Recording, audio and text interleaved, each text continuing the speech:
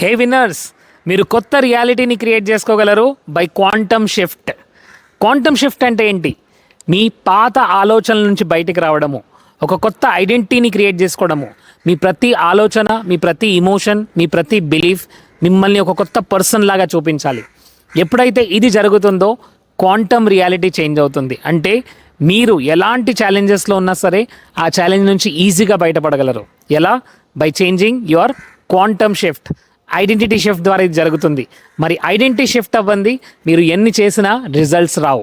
మరి ఇవి రోజే ఇప్పుడే క్వాంటమ్ మేనిఫెస్టేషన్ వర్క్షాప్కి జాయిన్ అవ్వండి. Change your reality, change your past and create your future. Yes, it is possible by creating a better identity. మీలో ఒక కొత్త ఐడెంటిటీని క్రియేట్ చేయడం వల్ల మీరు ఒక కొత్త పర్సన్గా మారుతారు. So see you in the workshop.